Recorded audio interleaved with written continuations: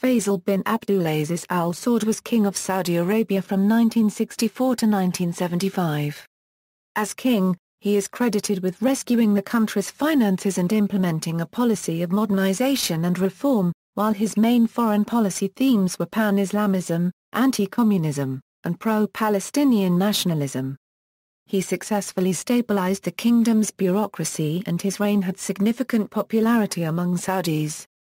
In 1975, he was assassinated by his nephew Faisal bin Musaid. Early life: Faisal bin Abdulaziz was born in Riyadh in April 1906. He is the third son of Saudi Arabia's former king, King Abdulaziz. His mother was Tafa bint Abdullah bin Abdulatif al-Sheikh, whom Abdulaziz had married in 1902 after capturing Riyadh. She was from the family of the al-Sheikh, descendants of Muhammad bin Abdul Wahhab. Faysal's maternal grandfather, Abdullah bin Abdulatif, was one of Abdulaziz's principal religious teachers and advisors. Faysal's mother died in 1912 when he was quite young, and he was raised by his maternal grandfather, who taught him the Quran and the principles of Islam, an education which left an impact on him for the remainder of his life. Faisal had only one sister, Nura. She was married to her cousin, Khalid bin Muhammad bin Abdul Rahman, son of Muhammad bin Abdul Rahman. Faisal was raised in an atmosphere in which courage was extremely valued and reinforced, unlike that of most of his half-brothers. He was motivated by his mother to develop the values of tribal leadership. In 1919, the British government invited King Abdulaziz to visit London. However, he could not go, but sent 14-year-old Prince Faisal, making him the first ever Saudi royal to visit the country. His visit lasted for 5 months, and he met with the British officials. During the same period, he also visited France, again being the first Saudi royal to pay an official visit there. Early experience: as one of King Abdulaziz's eldest sons, Prince Faisal was delegated numerous responsibilities to consolidate control over Arabia. After the capture of Hale and initial control over Asir in 1922, he was sent to these provinces with nearly 6,000 fighters. He achieved complete control over Asir at the end of the year. In 1925, Prince Faisal, in command of an army of Saudi loyalists, won a decisive victory in the Hijaz. He and Prince Muhammad were given the responsibility for the Ikhwan. Then, Prince Faisal was appointed Viceroy of Hijaz in 1926. He often consulted with local leaders during his tenure. In 1930, Prince Faisal became Minister of Foreign Affairs, a position he continued to hold even as king. Prince Faisal visited Europe several times in this period, and also Poland in 1932 and Russia in 1933. Prince Faisal also commanded a section of the Saudi forces that took part in the brief Saudi-Yemeni War of 1934, successfully fighting off Yemeni claims over Saudi Arabia's southern provinces. In September 1943, Prince Faisal and Prince Khalid were invited to the U.S., and then Vice President Henry Wallace organized a dinner for them at the White House. They stayed at the official government guest house, Blair House, during their visit. They visited the West Coast by a special train that was officially provided by the U.S. government. On April 25, 1945, Prince Faisal, as foreign minister, represented Saudi Arabia at the founding conference of the United Nations in San Francisco. Aramco's development of Saudi oil after World War II nearly sextupled revenue from $10.4 million in 1946 to $56.7 million in 1950. As King Abdulaziz's health declined and his leadership became lax, Prince Faisal comprehended the necessity for better economic management. In the summer of 1951, King Abdulaziz enlarged the government bureaucracy to include many more members of the extended royal family. Prince Faisal's eldest son Prince Abdullah was appointed firstly Minister of Health and then, of Interior at the end of the 1940s and at the beginning of the 1950s. Crown Prince and Prime Minister. Upon the accession of Prince Faisal's elder brother, King Saud, to the throne in 1953, Prince Faisal was appointed Crown Prince. King Saud, however, embarked on a lavish and ill-considered spending program that included the construction of a massive royal residence on the outskirts of the capital, Riyadh. He also faced pressure from neighboring Egypt, where Gamal Abdel Nasser had overthrown the monarchy in 1952. Nasser was able to cultivate a group of dissident princes led by Prince Jalal who defected to Egypt. Fearing that King Saud's financial policies were bringing the state to the brink of collapse, and that his handling of foreign affairs was inept, senior members of the royal family and the ulama pressured Saud into appointing Fayṣal to the position of Prime Minister in 1958, giving Fayṣal wide executive powers. In this new position, Fayṣal set about cutting spending dramatically in an effort to rescue the state treasury from bankruptcy. This policy of financial prudence was to become a hallmark of his era and earned him a reputation for thriftiness among the populace. A power struggle ensued thereafter between King Saud and Crown Prince Fayṣal, and on December 18, 1960, Prince Fayṣal resigned as Prime Minister in protest, arguing that King Saud was frustrating his financial reforms. King Saud took back his executive powers and, having induced Prince Jalal to return from Egypt, appointed him as Minister of Finance. In 1962, however, Prince Fayṣal rallied enough support within the royal family to install himself as Prime Minister for a second time. It was during this period as head of the Saudi government that Prince Fayṣal, though still not king, established his reputation as a reforming and modernizing figure. He introduced education for women and girls despite the consternation of many conservatives in the religious establishment. To appease the objectors, however, he allowed the female educational curriculum to be written and overseen by members of the religious leadership, a policy which lasted long after his death. In 1963, Prince Fayṣal established the country's first television station, though actual broadcasts would not begin for another 2 years. As with many of his other policies, the move aroused strong objections from the religious and conservative sections of the country. Fayṣal assured them, however, that Islamic principles of modesty would be strictly observed, and made sure that the broadcasts contained a large amount of religious programming. Crown Prince Fayṣal helped establish the Islamic University of Medina in 1961. In 1962, Prince Fayṣal helped found the Muslim World League, a worldwide charity to which the Saudi royal family has reportedly since donated more than $1 billion. Struggle with King Saud. The struggle with King Saud continued in the background during this time. Taking advantage of the king's absence from the country for medical reasons in early 1963, Fayṣal began amassing more power for himself. He removed many of Saud's loyalists from their posts and appointed like-minded princes in key military and security positions, such as his brother Prince Abdullah, to whom he gave command of the National Guard in 1962. Upon King Saud's return, Prince Fayṣal demanded that he be made regent and that King Saud be reduced to a purely ceremonial role. In this, he had the crucial backing of the ulama, including a fatwa issued by the Grand Mufti of Saudi Arabia, a relative of Prince Fayṣal on his mother's side, calling on King Saud to accede to his brother's demands. In other words, Prince Fayṣal was backed by the religious establishment, which is headed by the Al-Sheikh, the descendants of Muhammad bin Abd al-Wahhab. In addition, Prince Fayṣal sought authority through significant Sujari backing which he cemented by his marriage to a Sujari. King Saud refused, however, and made a last-ditch attempt to retake executive powers, leading Prince Fayṣal to order the National Guard to surround King Saud's palace. His loyalists outnumbered and outgunned, King Saud relented, and on March 4, 1964, Prince Fayṣal was appointed regent. A meeting of the elders of the royal family and the ulama was convened later that year, and a second fatwa was decreed by the Grand Mufti, calling on King Saud to abdicate the throne in favor of his brother. The royal family supported the fatwa and immediately informed King Saud of their decision. King Saud, by now shorn of all his powers, agreed, and Prince Fayṣal was proclaimed king on November 2, 1964. Shortly thereafter, Saud bin Abdulaziz went into exile in Greece. King of Saudi Arabia, in an emotional speech shortly after he came to power on November 2, 1964, Fayṣal said, "I beg of you, brothers, to look upon me as both brother and servant. Majesty is reserved to God alone and the throne is the throne of the heavens and earth. However, it was King Abdulaziz who used family royal titles and his son King Faisal expanded them. Indeed, regulations about royal titles instituted by the Saudi civil service during his reign required that all the direct descendants of King Abdulaziz should be referred to as His Royal Highness.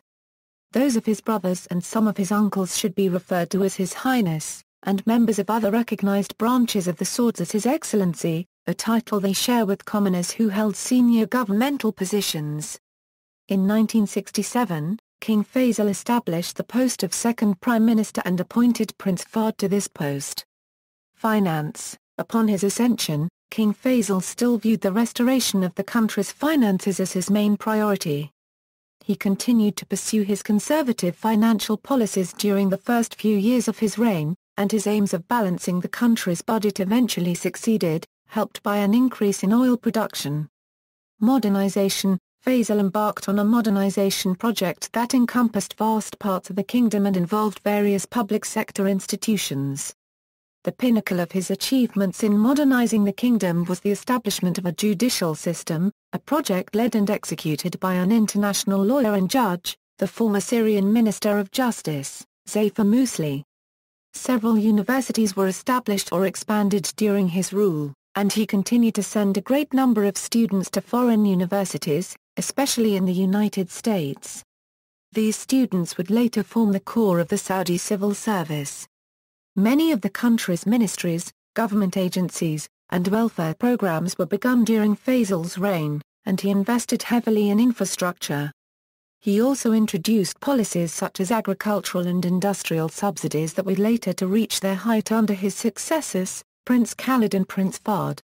King Faisal also put down protests by Saudi workers employed by the international oil company, Aramco, in the eastern province, and banned the formation of labor unions in 1965.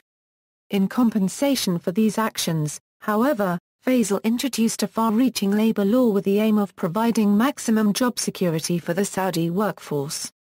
He also introduced pension and social insurance programs for workers despite objections from some of the ulama. Early in his rule, he issued an edict that all Saudi princes had to school their children inside the country, rather than sending them abroad. This had the effect of making it fashionable for upper-class families to bring their sons back to study in the kingdom. King Faisal also introduced the country's current system of administrative regions, and laid the foundations for a modern welfare system. In 1970, he established the Ministry of Justice and inaugurated the country's first 5-year plan for economic development. Television broadcasts officially began in 1965. In 1966, an especially zealous nephew of Faisal attacked the newly established headquarters of Saudi television but was killed by security personnel. The attacker was the brother of Faisal's future assassin, and the incident is the most widely accepted motive for the murder. Despite the opposition from conservative Saudis to his reforms, however, King Faisal continued to pursue modernization while always making sure to couch his policies in Islamic terms. Steps against coups d'état copyright tat. The 1950s and 1960s saw numerous coups d'état copyright tat in the region. Muammar al-Gaddafi's coup that overthrew the monarchy in oil-rich Libya in 1969 was especially ominous for Saudi Arabia due to the similarity between the two sparsely populated desert countries. As a result, King Faisal undertook to build a sophisticated security apparatus and crack down firmly on dissent. As in all affairs, King Faisal justified these policies in Islamic terms. Early in his reign, when faced by demands for a written constitution for the country, King Faisal responded that our constitution is the Quran.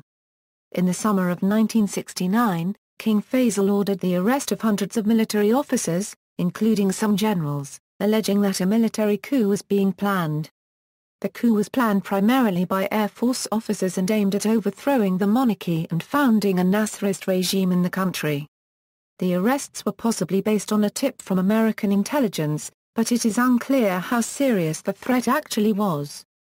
Religious inclusiveness. King Faisal seemed to hold the pluralist view, favoring limited, cautious accommodation of popular demands for inclusive reform, and made repeated attempts to broaden political representation, harking back to King Faysal's temporarily successful national integration policy from 1965 to 1975.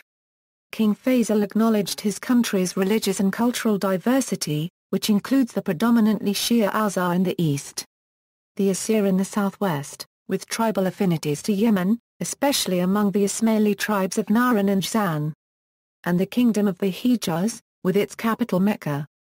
He included non-Wahhabi, cosmopolitan Sunni Hijazis from Mecca and Jeddah in the Saudi government. However, after his reign, discrimination based on sect, tribe, region and gender became the order of the day and has remained as such until today. Interestingly, the role and authority of the ulama declined after the rise of King Faisal, although they helped bring him to the throne in 1964. Despite his piety and biological relationship through his mother to the al-Sheikh family, and his support for the pan-Islamic movement in his struggle against pan-Arabism, he decreased the ulama's power and influence. Unlike his successor, King Faisal attempted to ensure that the most radical clerics did not hold society's most powerful religious posts. He tried to block extremist clerics from gaining dominion over key religious institutions, such as the Council of Senior Ulama, the kingdom's highest religious body, and from rising to high religious positions such as Grand Mufti, a politically recognized senior expert charged with maintaining the entire system of Islamic law. Still, at least some of the king's advisers warned early on that, once religious zealots were encouraged, they would come back to haunt the kingdom. King Faisal neglected the ulama's opposition to aspects of his accelerated modernization attempts, sometimes even in matters considered by them to be major issues. Corruption in the royal family was taken very seriously by a religious group which had its basic orientation in the Islamic theological colleges and which challenged some of the accepted theological interpretations adopted by the Saudi regime. One such influential figure was Sheikh bin Baz, then rector of the Al-Madinah College of Theology. King Faisal would not tolerate his criticism and had him removed from his position. But his teachings had already radicalized some of his students. One of them was Juayman al-Utaybi. Abolition of slavery. Slavery did not vanish in Saudi Arabia until King Faisal issued a decree for its total abolition in 1962. Peter Hobeday stated that about 1,682 slaves were freed at that time, at a cost to the government of $2,000 each. It is argued that the U.S. began to raise the issue of slavery after the meeting between King Abdulaziz and U.S. President Franklin D. Roosevelt in 1945 and that John F. Kennedy finally persuaded the House of Saud to abolish slavery in 1962. Foreign relations. As king, Faisal continued the close alliance with the United States begun by his father, and relied on the U.S. heavily for arming and training his armed forces. King Faisal was also anti-communist. He refused any political ties with the Soviet Union and other communist bloc countries, professing to see a complete incompatibility between communism and Islam, and associating communism with Zionism, which he also criticized sharply. He maintained close relationships with Western democracies including the United Kingdom. On his state visit in 1967, he presented Queen Elizabeth II with a diamond necklace. King Faisal also supported monarchist and conservative movements in the Arab world, and sought to counter the influences of socialism and Arab nationalism in the region by promoting pan-Islamism as an alternative. To that end, he called for the establishment of the Muslim World League, visiting several Muslim countries to advocate the idea. He also engaged in a propaganda and media war with Egypt's pan-Arabist president, Gamal Abdel Nasser, and engaged in a proxy war with Egypt and Yemen that lasted until 1967. Faisal never explicitly repudiated pan-Arabism, however, and continued to call for inter-Arab solidarity in broad terms. Between 23 September 25, 1969, King Faisal convened a conference in Rabat, Morocco, to discuss the arson attack on the Al-Aqsa Mosque which occurred a month earlier. The leaders of 25 Muslim states attended and the conference called for Israel to give up territory conquered in 1967. The conference also set up the Organization of Islamic Cooperation and pledges its support for the Palestinians. Following the death of Nasser in 1970, King Faisal drew closer to Egypt's new president, Anwar Sadat, who himself was planning a break with the Soviet Union and a move towards the pro-American camp. During the 1973 Arab-Israeli War, launched by Sadat, King Faisal withdrew Saudi oil from world markets, in protest over Western support for Israel during the conflict. This action increased the price of oil and was the primary force behind the 1973 energy crisis.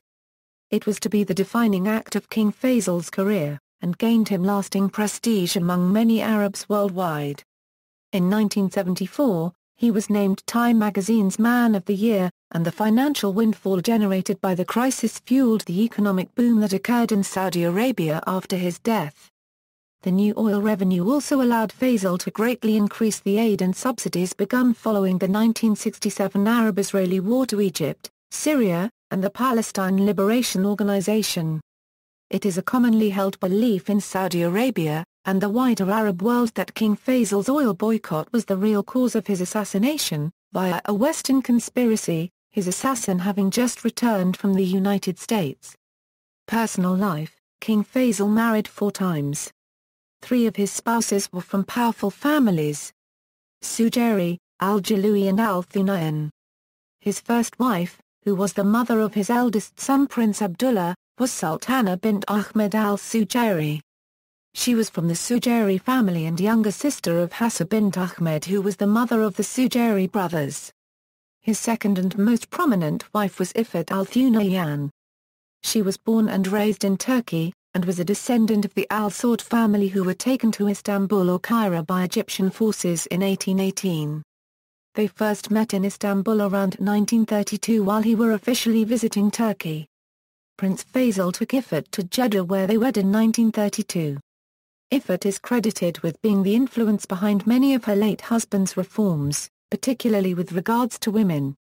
His third wife was al-Jawara bint Saud bin Abdulaziz al-Saud al-Kabir, and they had a daughter, Munira. She was the daughter of his aunt, Noura bint Abdul Rahman. They married in October 1935. His fourth wife, who is the mother of Prince Khalid, was Hayya bint Turki bin Abdulaziz al-Turki, a member of the al-Jalui clan. Faisal's sons received exceptional education compared to other princes born to Saudi monarchs. Prince Turki received formal education at prestigious schools in New Jersey, and later attended Georgetown University, while Prince Saud is an alumnus of Princeton University. King Faisal's sons have held and continue to hold important positions within the Saudi government. His eldest son Prince Abdullah was born in 1922 and held some governmental positions for a while. Prince Khalid was the governor of Asir province in southwestern Saudi Arabia for more than 3 decades before becoming governor of Makkah province in 2007. Prince Saud has been the Saudi foreign minister since 1975. Prince Turki served as head of Saudi intelligence, ambassador to the United Kingdom, and later ambassador to the United States. King Faisal's daughter, Haifa bint Faisal, is married to Bandar bin Sultan. Prince Bandar had been all but disowned by his father Prince Sultan at the time due to his perceived inferior lineage. King Faisal, however, forced Prince Sultan to recognize Bandar as a legitimate prince by giving Prince Bandar his own daughter's hand in marriage. Another daughter, Lolawar bint Faisal, is a prominent activist for women's education in Saudi Arabia. In 1962, his daughter Princess Sarah founded one of the first charitable organizations, Al-Nada, which won the first Chalot Prize for Human Rights Organizations in the Gulf in 2009. One of his daughters and Prince Khalid's full sister, Princess Mishail, died at the age of 72 in October 2011. King Faisal was fluent in English and French. Assassination: on March 25, 1975, King Faisal was shot point-blank and killed by his half-brother's son, Faisal bin Musaid, who had just come back from the United States. The murder occurred at a melee, an event where the king or leader opens up his residence to the citizens to enter and petition the king. In the waiting room, Prince Faisal talked to Kuwaiti representatives who were also waiting to meet King Faisal. When the prince went to embrace him, King Faisal leaned to kiss his nephew in accordance with Saudi culture. At that instant, Prince Faisal took out a pistol and shot him. The first shot hit King Faisal's chin and the second one went through his ear. A bodyguard hit Prince Faisal with a sheathed sword. Oil Minister Zaki Yamani yelled repeatedly to not kill Prince Faisal. King Faisal was quickly taken to the hospital. He was still alive as doctors massaged his heart and gave him a blood transfusion. They were unsuccessful and King Faisal died shortly afterward. Both before and after the assassination the prince was reported to be calm. Following the killing, Riyadh had 3 days of mourning and all government activities were at a standstill. One theory for the murder was avenging the death of Prince Khalid bin Musaid unregistered trademark Id, the brother of Prince Faisal. King Faisal instituted modern and secular reforms that led to the installation of television, which provoked violent protest, one which was led by Prince Khalid, who during the course of an attack on a television station was shot dead by a policeman. Prince Faisal, who was captured directly after the attack, was officially declared insane. But following the trial, a panel of Saudi medical experts decided that Faisal was sane when he gunned the king down. The nation's high religious court convicted him of regicide and sentenced him to execution. Despite Faisal's dying request that the life of his assassin be spared, he was beheaded in the public square in Riyadh. The public execution took place on June 18, 1975 at 4:30 p.m. 3 hours before sundown before a throng of thousands at the Al-Hukam Palace. King Faisal's body was buried in Al-Aud Cemetery in Riyadh on March 26, 1975. His successor, King Khalid, wept over his body at his funeral.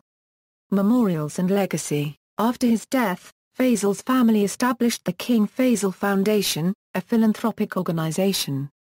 King Faisal was a Grateful Dead fan and was eulogized by lyricist Robert Hunter in the title track of the 1975 Blues for Allah album.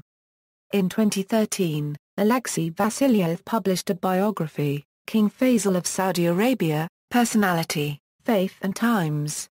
In Pakistan, Lyolpur, the third largest city of Pakistan, was renamed Faisalabad in 1979 in his honor. The Faisal Mosque in Islamabad is named after him as well. The main highway in Karachi was renamed Shara-e-Faisal and a suburb close to Karachi Airport was also renamed Shah Faisal Colony. One of the 2 major PAF bases in Pakistan's Sindh province's largest city, Karachi, is named PAF Base Faisal in honor of King Faisal. References. External links.